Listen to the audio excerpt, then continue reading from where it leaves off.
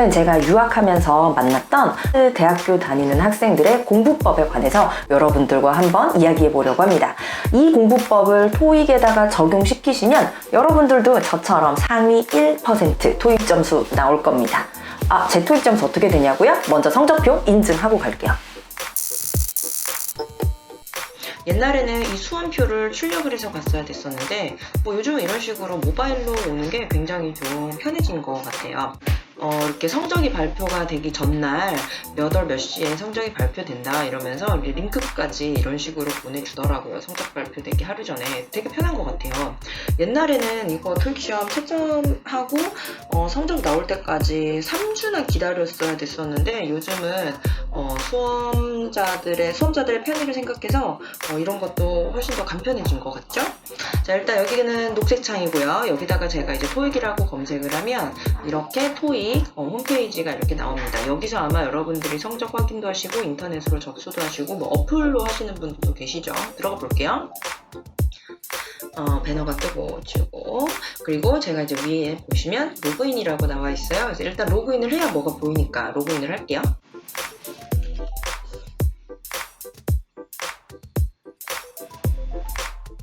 자, 이렇게 로그인을 하고 나면 왼쪽에 토익이라고 나와 있죠. 그래서 이쪽에 내려가서 성적 확인이라는 곳을 클릭을 하겠습니다. 자, 성적 확인을 하면 내가 최근에 쳤던 시험들의 점수를 확인할 수 있게 이렇게 나오는데요. 저는 7월 28일 날 시험에 응시를 했었기 때문에 7월 28일 날 성적을 여기를 클릭을 하면 갈 수가 있고요. 그리고 토익 성적이 7월 28일 날 평균 몇 점이었고 LC 평균 몇 점, RC 평균 몇 점 이런 것들이 전부 다 나오게 되겠습니다. 평균을 딱 봐도 LC 점수가 RC 점수보다 70점이나 높죠. 이때는 RC가 굉장히 난이도가 있었다. 불토익이다라고 했었던 것들 중에 시험 중에 하나라고 생각해요.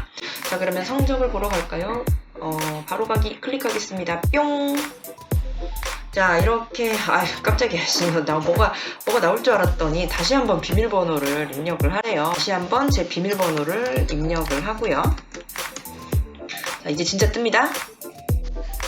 자, 이렇게 8월 13일 오늘이죠. 기준으로 유효한 성적입니다 라고 해서 성적표가 이렇게 나와 있습니다. 토익 만점은 LC 495점, RC 495점, 토탈 990점이 만점입니다. 여러분들 여기 보시면 제 증명사진을 여기다가 저는 프로필 사진을 여기다가 잘라서 넣었는데요. 혹시나 취준생이라면 꼭 여기다가 증명사진을 넣는 걸 추천을 드릴게요. 셀카를 넣거나 어플 같은 걸로 얼굴을 너무 심하게 보정한 사진을 넣으면 이 사진이 나중에 수정이 안 돼요. 그래서 나중에 회사에다가 제출하실 때 이렇게 된 여기 셀카면 셀카가 들어간 성적표를 제출하시게 되거든요. 굉장히 좀 그렇죠? 좀 프로페셔널해 보이지 못하니까. 그래서 취준생이라면 여기 사진도 애시당초 증명사진으로 넣어주시기 바랍니다. 자, 일단 이렇게 토익시험 성적표 인증했고요. 제 성적표를 본 이상 여러분들도 이 똑같은 점수 받으시기를 제가 바랄게요. 자, 그럼 공부 방법 얘기해 보도록 하겠습니다. 쌤입니다. 매번 토익 강의만 올리다가 오늘은 이렇게 공부법으로 돌아오게 됐습니다. 여러분들 하버드 대학교가 어디에 있는지 아시나요?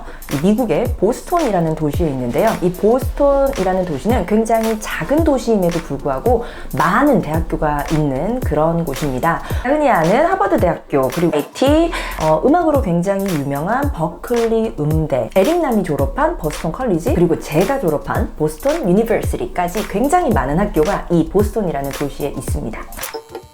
하버드 대학교, 뭔가 굉장히 어나더 레벨일 것 같은 그런 얘기 아닌가요? 저도 미국 가기 전에는 왠지 하버드 대학교라고 하면은 굉장히 나와는 다른 세상에 있는, 그리고 완전 그냥 아예 다른 종족일 거라고 저는 생각을 했어요.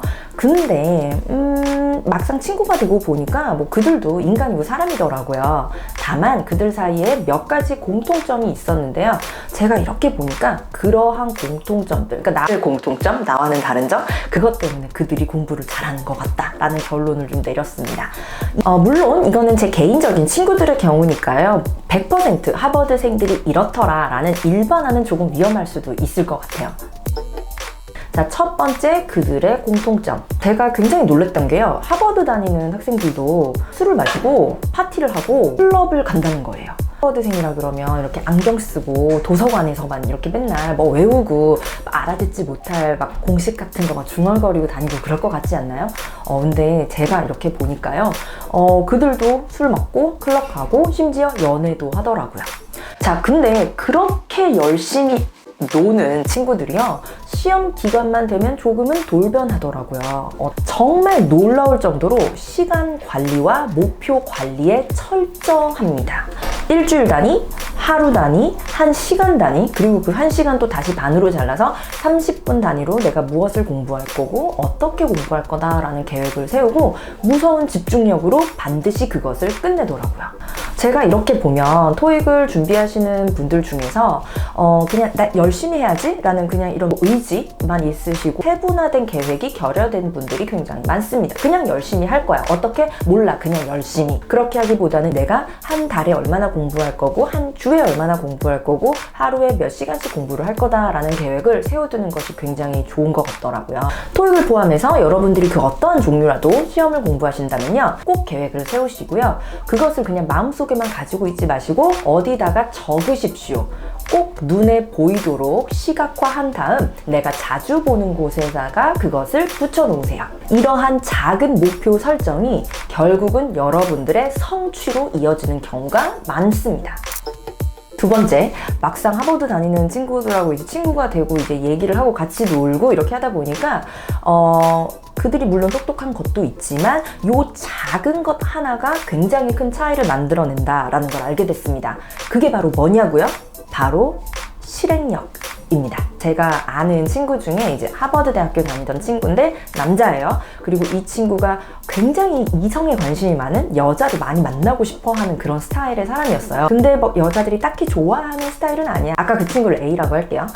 어느 날 친구들하고 얘기를 하다가 다른 어떤 친구가 페이스북에 대해서 얘기를 해요. 근데 이 페이스북을 창업한 사람이 하버드대 출신이거든요. 그래서 막 그런 얘기를 하다가 갑자기 A가 영감을 받았다는 듯이, 아, 내가 여자를 만나려면 나는 이런 플랫폼을 만들어야 되는구나 라고 하면서 자기가 그런 플랫폼을 만들겠다고 갑자기 선언을 해요. 자기는 경제 전공인데, 근데 이 친구가 정말 그 다음날부터 이런 플랫폼을 만드는 것을 독학을 하기 시작을 한 거예요. 실행에 바로 옮긴 거죠. 정말로요, 한 달 뒤에 하버드생들과 MIT생들만 들어갈 수 있는 어떤 클럽을 만들었어요. 거기에서 채팅 기능을 넣어서 교류할 수 있는 장을 만들고요, 오프라인 모임을 주최했습니다. 이게 입소문이 나다 보니까 그 주변에 있는 학교, 뭐 노스이스턴이라던가 BC라던가 BU라던가 심지어 뉴욕에 있는 학교에서도요, 우리도 거기에 좀 넣어줘, 우리도 그런 네트워크에 들어갈래 라고 해서 점점 커지게 됐어요. 그래서 이 친구가요, 이런 미팅이 있을 때마다 나가서 아, 내가 이거 만든 사람이야 라고 하면서 막 자랑하고 파티의 중심이 되고 여자들한테 인기 최고. 여러분들이라면 여자 만나려고 이렇게 자기가 공부해서 어플 만들고 홈페이지 만들고 이렇게 하실 수 있으시겠어요? 그들은 실행으로 옮겨요. 그리고 성공을 맛봅니다. 토익을 망하는 학생들의 가장 큰 공통점 하나만 찾아라 이렇게 얘기를 한다면 저는 뒤도 안 돌아보고 뒤로 미루는 습관이라고 이야기를 하겠어요. 오늘은 아르바이트를 너무 열심히 해서 토익 단어 못 외워요. 뒤로 미뤄요. 아, 내일은 친구가 군대 갔는데 휴가 나와서 단어 못 외워요. 미뤄요. 다음날은 아, 저희 가족여행이 예정이 되어 있어서 저 학원 못 와요. 미룹니다. 아, 생각해보니까 제가 이거 말고 다른 것부터 먼저 해야 될 것 같아가지고요, 안 될 것 같아요. 또 미룹니다.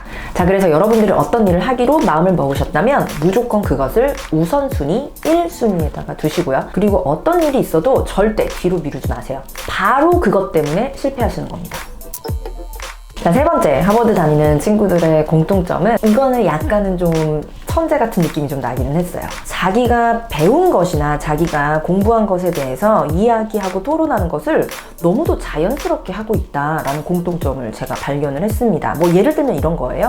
친구끼리 만나서 야 켈리야, 나 어제 토익 수업 들었는데 동명사 배웠거든? 근데 동명사가 목적어를 취할 수 없다라는 거 나 어제 배웠어. 나 깜짝 놀랐잖아. 동명사랑 명사랑 나 완전 똑같은 건 줄 알았거든?